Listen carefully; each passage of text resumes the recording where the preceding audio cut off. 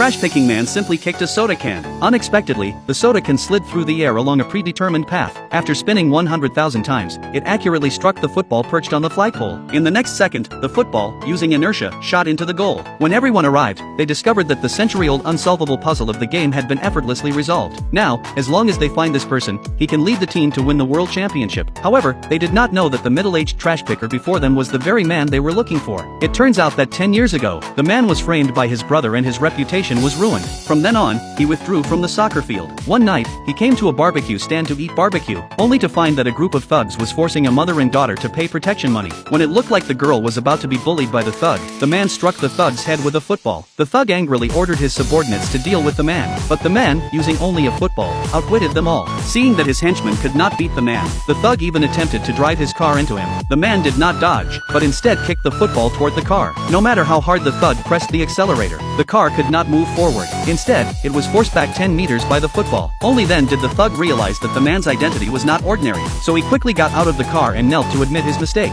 Once the crisis was resolved, the man turned and left. Before leaving, the man left the football for the girl. 10 years passed in the blink of an eye. Under the man's influence from that time, the girl became the president of the Football Association. She had been searching for the whereabouts of the soccer god all along. However, after many years, there was not a single piece of news. Little did anyone know, the soccer god had been picking up trash on the field, keeping a low profile. When the field was empty, he would display his true skill. Casually kicking a soda can, he solved the unsolvable game. Everyone who received the notice was extremely surprised, thinking that a new soccer god had emerged in Chinese football. When they looked up at the top of the flagpole, they were even more astonished. They couldn't believe that the one who broke the puzzle had used nothing more than a soda can. At that moment, the owner of the arena realized that as long as they could find this master to lead China in the competition, there was hope of winning the 2026 World Cup. The owner's daughter thought that the man had always been picking up trash on the field, so she asked him if he had seen who had kicked the ball. The man said he had not seen. Then the little girl said it must have been the man, because the man loved kicking soda cans the most. However, no one believed what the little girl said. Then the owner's apprentice came over, mocking the man for never even having touched a proper football, and therefore he could not possibly have solved the legendary game. So, the apprentice claimed the credit. Everyone was extremely shocked upon hearing this. The owner immediately called the president of the Football Association, stating that his apprentice had just solved the game, and that he could now fully serve as the captain to lead the Chinese team to face the Japanese team.